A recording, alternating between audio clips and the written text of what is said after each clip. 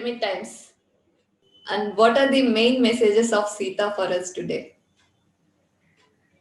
I think we're facing an evolutionary crisis. And that's why I think there is the Devi coming back and why Ram and Sita's presence. When I wrote this book, I didn't know how people were going to respond. I thought, it's so different from the traditional narrative. How are people going to respond? But by the very response, I realized that Sita is very active in the world today. And the evolutionary crisis is to move beyond a sense of seeing ourselves as separate and apart and above, and to reclaiming our identity as part of the whole and recognizing that when we harm the other, we harm ourselves. I mean, that's not just a saying, that's actually a truth. When we harm the earth, we harm ourselves. When we harm animals, we harm ourselves. So to be able to, and of course, everybody's not going to be enlightened, within a lifespan. But if we can begin to move humanity in a direction where love for the earth and love for the plant and animal life, respect for those life forms, and care for, all the different manifestations in the human species. We're from so many different races and ethnicities and religions. And for so long, one has been pitted against the other, one thinking themselves superior, oppressing the other. That type of behavior we have to outgrow. We're like in the adolescence of human evolution, still wanting for ourselves. And so it's a struggle now to be able to evolve the human species into a civilization that's an eco-civilization that recognizes the indignity of all life. That's so nice. As you are speaking, I could feel that Sita's consciousness is present there, without which I may not be able to speak. There is so much of peace and silence that is being generated in me. It's so nice to know. And how do we tune into her guidance?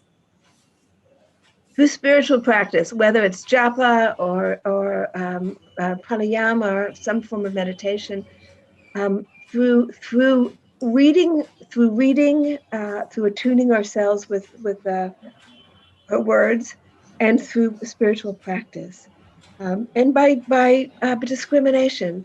We each have our struggle. We each know where we're being caught in the illusions of whatever our illusions are, whether it's putting ourselves above others or not caring for the earth. Each one of us gets caught in a different way, and we have to be attentive to the ways that we're being caught.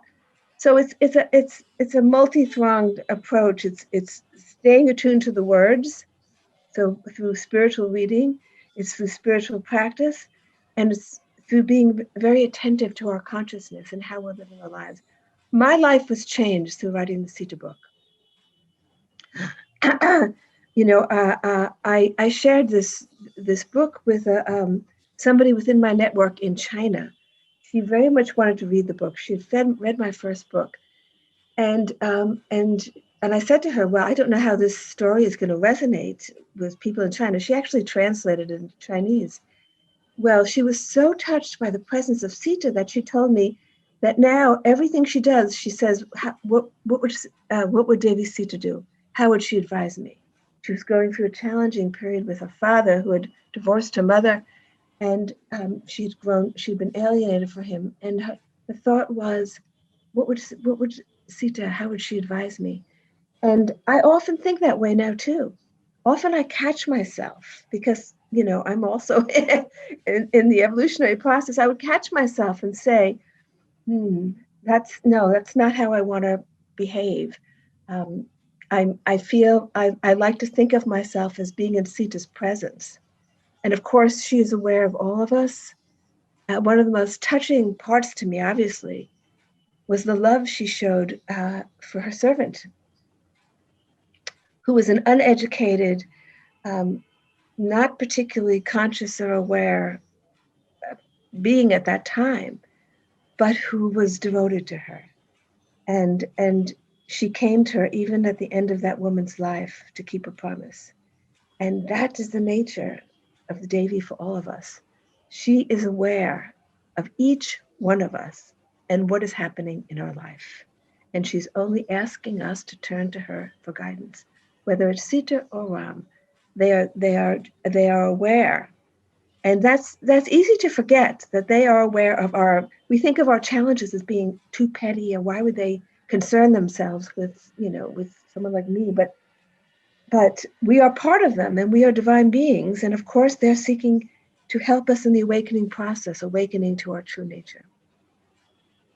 Recently I have been hearing people are conducting a lot of book reading around this book, and I do see the presence that you are, the energies that you brought into the book has opening up a lot in each of the people's faces. Whoever listen to these book readings also, they themselves undergo the life of Sita. It could be experience of compassion or contentment or the joy of living. Everything is very well described in each of the chapters of the book. Each chapter, I could see there is a message to take away from this book. That's so beautifully explained. And can you also tell about the relationship with Sri Ram and Mata Sita, and what With can we learn from them? and Sri Ram, oh my goodness, the relationship with Sri. That's a very important question, the relationship between the two of them, because Sri Ram manifested an ideal. The reason why I knew that the telling in the traditional telling was not accurate, because Sri Ram is the essence of Dharma, and Dharma is not duty; it's love. Love emerges out of duty. It's not something, oh, I have to do this. If duty is not a manifestation of love, then it's not an alignment with Dharma. So the essence of Dharma is love. And everything that Sri Ram did was guided by this foundational truth. The founding principle of the universe is love. And so together they manifested the highest of the feminine energy and the highest of the masculine energy. And that was a time of balance before the balance had been degraded and lost. And you can see how our idea of the feminine has been so degraded and our idea of the masculine has been so degraded. Both equally have been degraded in our time, over the course of time, when it's just become about the physical, either a controlling energy, or for the women, it's also using their physicality to, as their only means of gaining power. So it's been a power struggle, and that we have to evolve beyond that. And so one of the most beautiful examples ever that have come to the world is this balance that is shown in the life of. That's why I felt it so important to bring to the world the story of Sita, because how can we know the balance if we don't know Sita as being of equal significance and energy as Ram, and that it's their complementary nature that allows to happen what happens. It's the joint energy of the two of them, of the male and the female. They call this in the Taoist tradition yin and yang, and the symbol of the Taoist, it's equally balanced. And that's what we have to strive for, the rebalancing and the of the male and female energies. And so I think the men in our society need to reach for the ideal that Ram manifested. And I know many younger men, because we work with a lot of younger people in their 30s, many younger men are going through this in their own life. What is the not to diminish the male energy, but what is the highest ideal manifestation? In the same way, women today have to manifest their higher female energy, and both energies have strength and softness. I mean, Ram, there's such tenderness and softness to Ram, and we see that not only in his relationship with Sita, but in his relationship with Soma. A very touching moment to me when Soma is just feeling the absence after Sita leaves, absence of Sita. On occasion, she falls into this longing for Sita, and Ram comes and lifts her up and gives her the vision of Sita everywhere, so that she will never be without the presence of Sita. So Ram has this tenderness, which is part of the masculine energy. Of course it is, and so how do we find in ourselves these higher manifestations of the masculine feminine energies? So that's so beautiful. Even in India, we take Ram and Sita relationship as a role model kind of thing. But some people question why Sita has been sent to forest. Is it by choice? Well, that part of the story was added later. But I do believe that there were many reasons for Sita to go to the forest. I mean, one is so that she could be in charge of her son's education, and so that they could grow up as she did, knowing the forest as the home. But also, it's that ancient curse from sage Brigi. And one of Sita's accomplishments, as I said, the sages that were able to activate the cause effect relationship through these curses, but it was being abused, and curses were being issued out of anger or out of personal reactions, and so Ram, one of his duties was setting up laws of justice that could take care of these matters. And so the curses of the sages were no longer needed. Of course, they continued on, but in a much less significant way. And there were fewer people who had the power, because the power of language in the Satya Yuga, during the time when the Vedas were given, power of language, the rishis knew the power of language, and certain mantras could activate certain hidden forces. But in the declining times, that power was being lost. And already in the Treta Yuga, it was declining. That's so nice. And Sriram being said he is the epitome of Dharma, how do we understand that? As I said, people tend to equate Dharma with duty, but of course, there's a Dharma with a lowercase d and a Dharma with a higher higher d. So the Dharma is really a full alignment with the universal laws, right? But the basis of the foundation of the universe is love. Manifestation came out of love, bliss, love. The unmanifest was sort of like overflowing with this blissful, loving energy. And that was the cause of all that came to be, what we know as manifestation. And so that became the foundation of the manifest worlds. And so that is the essence of Dharma. But most people can't access that hidden force of love, which is of a different quality than the emotions we experience, what we consider to be love on earth, love for a partner. I mean, that's a form of it, but it's just this, it's like getting a little teeny sip of the most delicious drink. And then of course one sip makes you want more and more and more until we fill ourselves with this cosmic force that we call love. And so that is the essence of Dharma. And so you can see that all of the enlightened ones, just being in their presence awakens this love, this overpowering love, because they are living in that cosmic force, universal force. And so the more we can work on our heart chakra, so to speak, our current level of existence is very much in the logical, rational mind. In the higher ages, it was the intuitive mind that was well developed, and the rational mind was not so well developed. And through the intuitive mind, that's how we were able to access the higher dimensions. But as the rational mind got developed, the intuitive mind got put aside. And so we've over-rationalized our world and have lost the ability to connect at the intuitive level. But now we have to, part of this rebalancing is to come again into the intuitive awareness so that we can balance the rational mind, which is still needed to navigate through this world, with the intuitive awareness. And so that's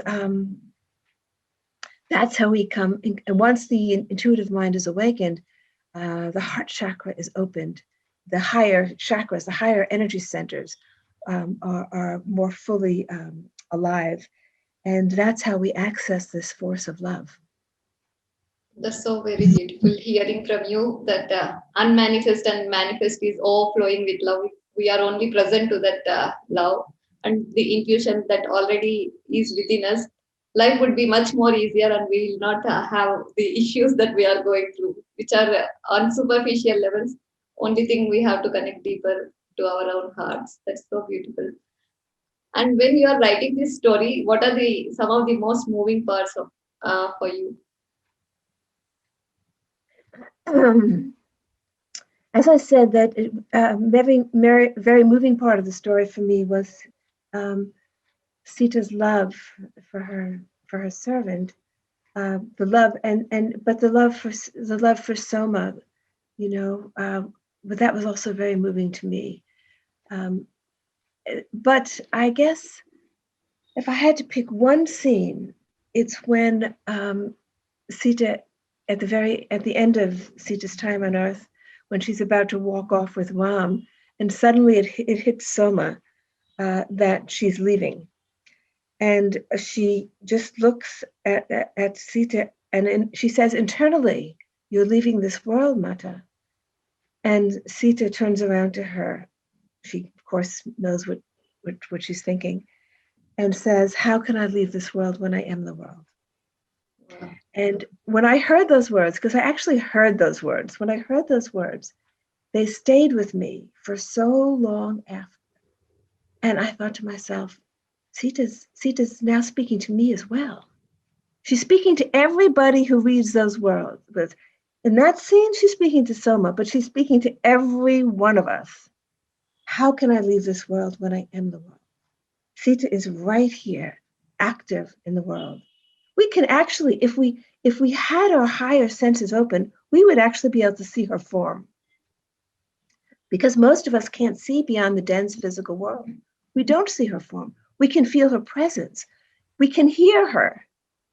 In many. So one of my areas of interest is this interaction between the denser realm of physicality and the subtler world, the higher dimensions of light.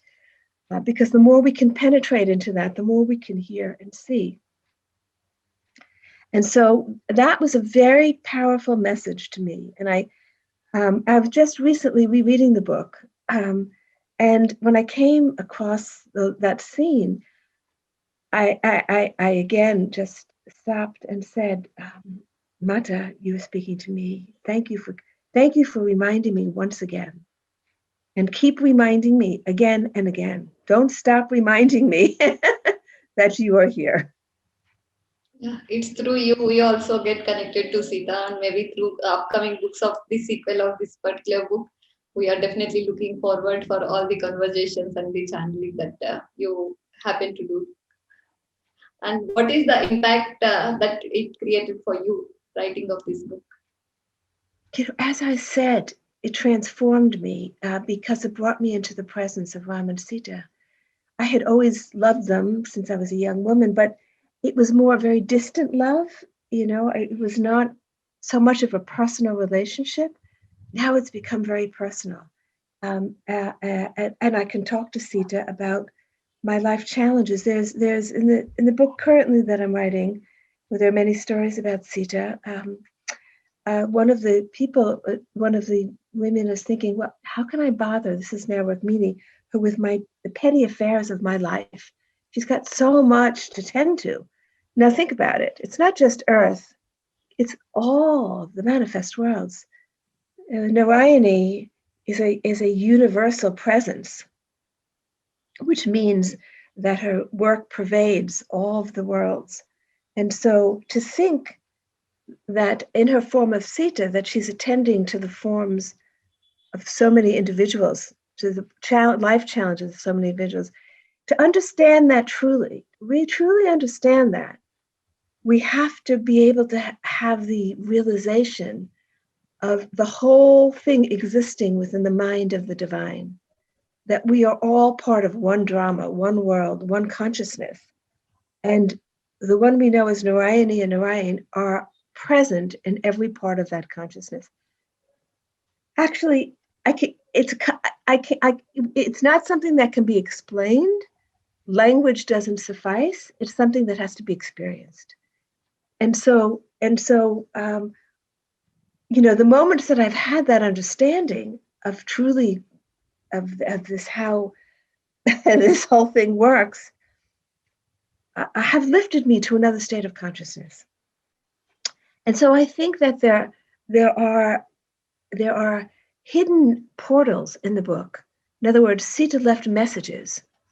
And if you really meditate on some of those messages, she can lift you to another state of consciousness. That's how I see it. I realized in hearing and seeing the whole narrative unfold that Sita was dropping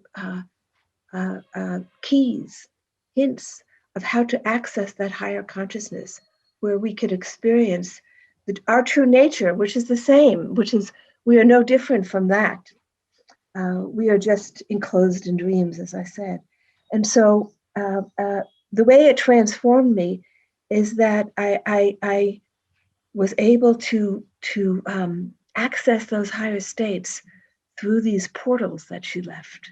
And it's still leaving. I thought after writing the Sita book that there was nothing left to say, that my work had been done. What else could I write about? And then I was taken back further in time when the bright moon rises to get a glimpse of the Satya Yuga of the Vedic age, and wrote there about Saraswati. And now I'm writing about, so I never know what's coming next. I keep thinking, well, after this, what? Do I have any more stories to tell? What comes next?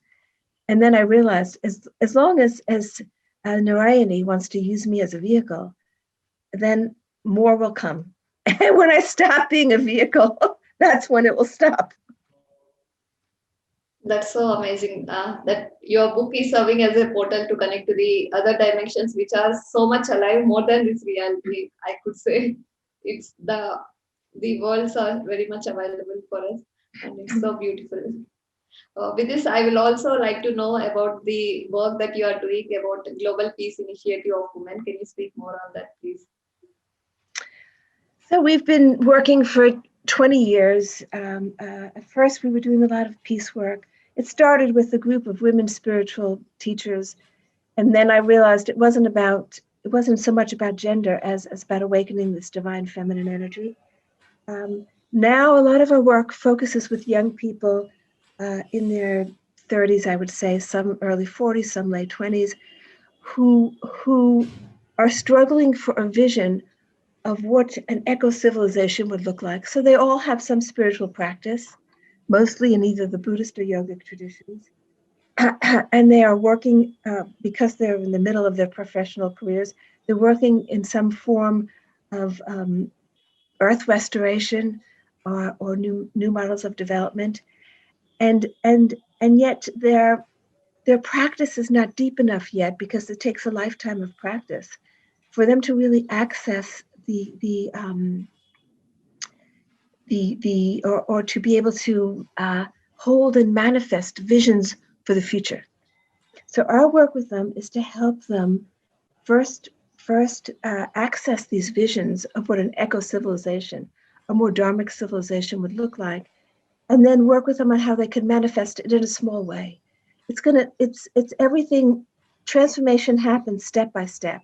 It's not as if we wake up and the whole world has changed. It's many, many, many, many small efforts. Just like for our own personal transformation, we have to make many small efforts through our meditation, through the way we conduct our life, through our thought patterns, many, many, many small efforts. And then one day we find that we're changed. It's the same way with the collective. Many, many, many small efforts. And so I've stepped back a little bit because I'm so now engrossed in my writing, but my team is continually in touch with these young people, and we have quite a network of young people around the world who, and we bring them together with the spiritual elders so that they can deepen their spiritual practice, because only through deepening your spiritual practice can you access these higher dimensions, and the visions come from the higher dimensions. For example, if we didn't have the internet now during this time of COVID, we couldn't stay connected. The internet was a gift from the higher dimension, a gift that came just at this moment so that the world could come together. Of course, there's a dark side to the internet, which is also being abused. There's a dark side to everything. But the higher energy is that we can see ourselves now, stay connected as a world community, even without moving from our room. So we have to act. Once we can access these higher dimensions, we can allow the gifts to come in and help the human community evolve. Because for the sake of all the life forms on Earth, we must evolve now into a higher form of consciousness, a higher consciousness. How do the viewers of Pyramid Times or in general could join your work, and what are the means? Well, I have a Facebook page. My organization is the Global Peace Initiative Women, GPIW. It also has a website and a Facebook page. It's not just for women. The name started 20 years ago, but we are many of the young people coming to us are young men. Interestingly enough, I think because they're searching for this higher feminine energy. We do a lot of work in India, and once we're able to move around again, I'll be coming to India and trying to bring some of these young people together. And so there'll be opportunities to join either virtually or through some of these gatherings if you get in touch with us through Facebook. That's so amazing. Thank you so much, Dena, for this wonderful interview. And you have opened up a different possibility for all of us to access the higher dimensions for the guidance and also for the direction to head in our own lives. That's so very wonderful. Thank you so I'd like much. to add one thing, if I may. Now that I've come to know pyramid societies, I see the power of the collective.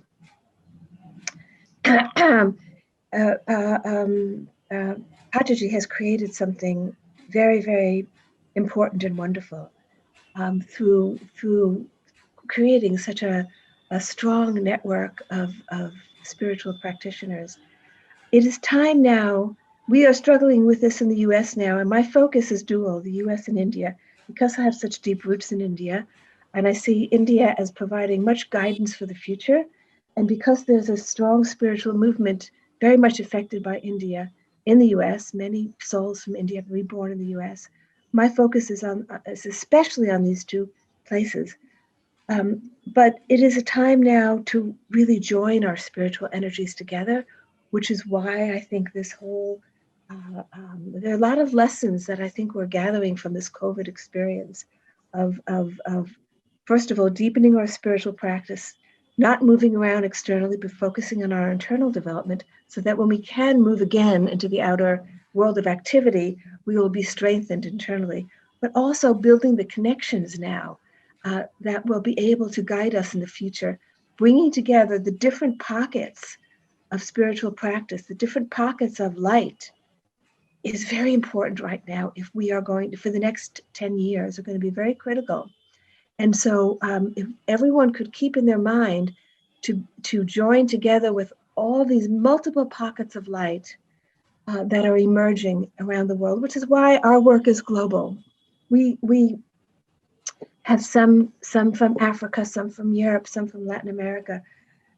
And we have made a conscious effort to tap every place so that, and I know your movement is global too. And so I feel very much a part of it, even though my practice is a Kriya Yoga meditation practice. We are all part of the same movement forward and part of the same spiritual family. And so I want to thank you and express my gratitude for inviting me to become part of your spiritual family. And I gain a lot from that as well. From your spiritual efforts, I gain a lot. So thank you. Thanks for a wonderful time, and we are looking forward to have more engaging conversations with the viewers over here. Thank you so much. Thank you. Thank you. Thank you for having me.